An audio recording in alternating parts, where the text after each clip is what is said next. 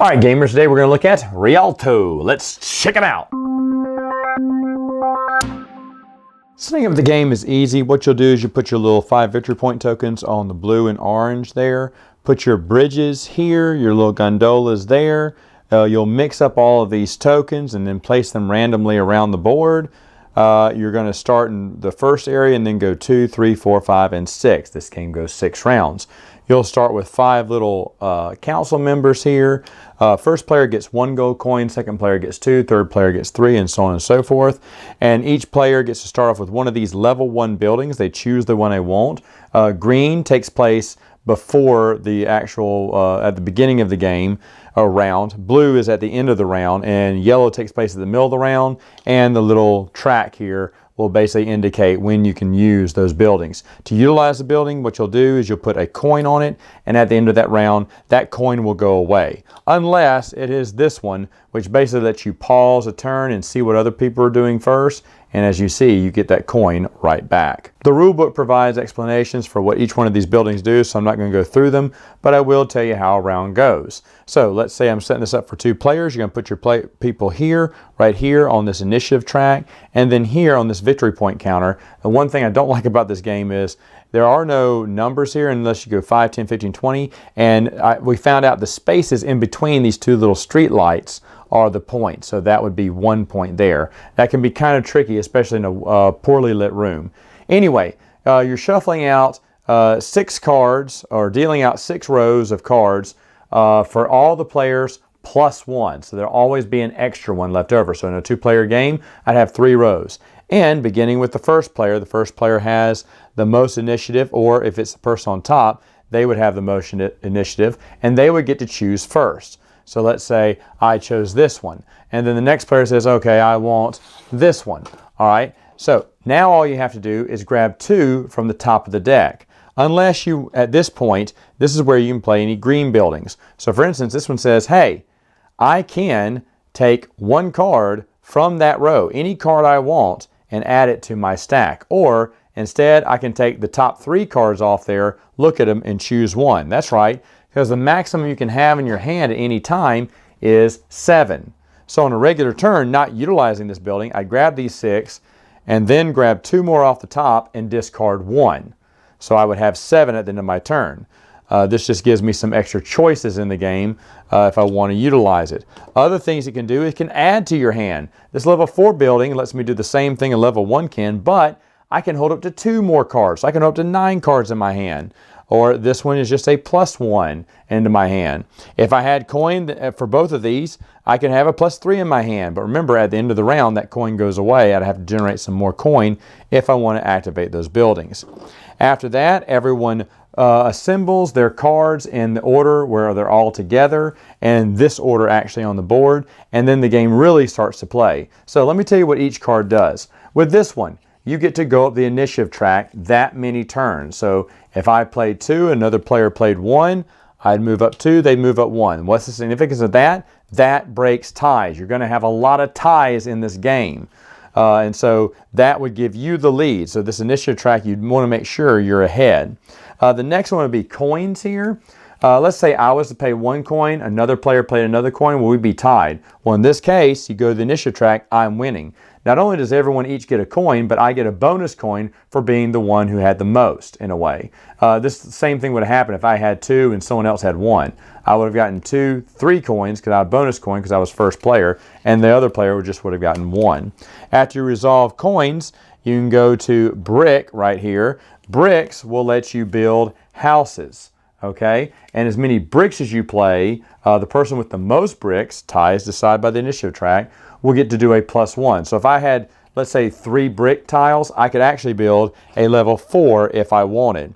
Now I can break this up and buy anything I want from any one of these. Maybe I'll take one of these yellows. That's really nice because I can pretend any one card is the same, 2 of a different type later on. Ooh, if I pay a coin, so I put it down there. Now you can only hold enough buildings on your player board for the spaces you have. If ever you add another building to your player board, you don't have the space for it, you'll just remove that player board back into the supply and gain those victory points, whatever level it was, on the score track here. The next thing you're going to do is go for bridges. The person who plays everyone needs to play bridges. For someone who doesn't have a bridge to play, they're actually going to lose a victory point. But you at least need to play one of these. These give you victory points. And of course, the one who played the most, ties determined by the initiative track, will get a bonus victory point. And on top of that, they will also get to assign, take this bridge token, flip it over, it has 2 numbers there, and put it in any one of these little highlighted areas on the board. This is going to help with end-game scoring. So if I was to put it here, that means conquering this island right now is worth 5 victory points, whereas this one is worth 4. Now as the game goes on, I'll be making more connections to these cities, and suddenly number 6 has 13 points to do this one. This one went up 6. Maybe I got this one another one. Now that one's 8. So it basically kind of manipulates the board to which cities are going to score the most. After that, then you're going to go to gondolas, and you're going to play all the gondolas. There are these cards here. Of course, whoever plays the most, everyone who plays one will take one of their men from the supply and put it on their player board. The person who played the most gets a bonus 1 person, plus they get to play this little gondola tile, and they can play it in between any 2 places, and they get to place one of their men in any one of those 2 islands that they choose, just one. Now, what happens if it's toward the end of the game, or what happens if they don't get any men, or they don't have any more men left? Well, in that case, they would just get 1 victory point. After that, you go to the final stage here, which is the councilmen. Whoever plays the most of these can move any of their men that are existing into that area. Of course, the person who plays the most, ties determined by the initiative track, gets to place a bonus 1, but only in that area for that round. So that means for round 1, we can only place people here. And then after that, we can't place anyone else here unless we get a gondola. Over here, it would be next, we'd play people in 2. Now, if you were the first one to place in all of the 3 orange buildings there, you would get 5 victory points. If 2 players did it at the same time, then they would both get 5 victory points. Same thing for blue. Once you can get into all your people get into blue, you can get 5 victory points that can be shared by someone who scores that the same round. But those are just extra points you can score. Now, in addition to that, you have these type of cards. What are these? These are wild cards. They can represent any other card in the deck, and even on its own, it can represent whatever card the round's on. But you want to make sure you use this wisely so that you can be first in something so you can get that bonus. Anyway, after all that's done, we reset again. Everyone throws their cards back into a discard pile. We deal out 6 more, remove any gold coins that were from our buildings, and then start the round again. After 6 rounds, what you're going to do is add up all the victory points from any of the cities. Whoever has the most, of course, ties are determined by that initiative track. And again, if it was like that, then yellow would win ties there. Second place would get those victory points rounded down. So for instance, I told you conquering 6 was worth 13 points. Well, second place would get 6 points because it'd be rounded down. And then third place would get 3 points rounded down again. And you would score each one of those cities. Also, any remaining men or coins left on your player board, you would add them up, divide by 2, and get those victory points as well. And whoever has the most victory points wins. Final thoughts. What do I think about the game? Well, I love Stefan Feld. I'm 50-50 on him, actually. And this is one I hear from a lot of people. Terrible looking cover, terrible looking design. The game looks ugly, it looks boring. It's fun.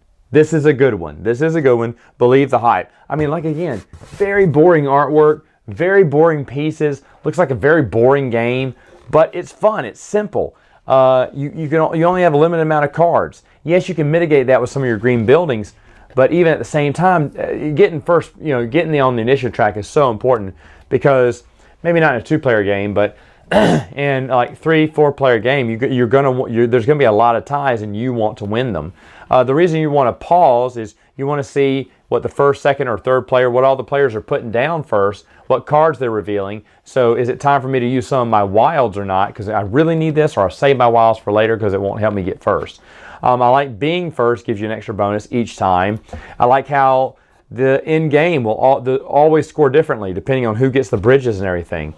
It's a really neat game. It's a really neat game. Kind of light, not as best. There's several that are better, but one worthy enough to stay in my collection. And that's saying something because I have gotten rid of some failed games in the past, but this one I think I'm going to keep because I do enjoy it.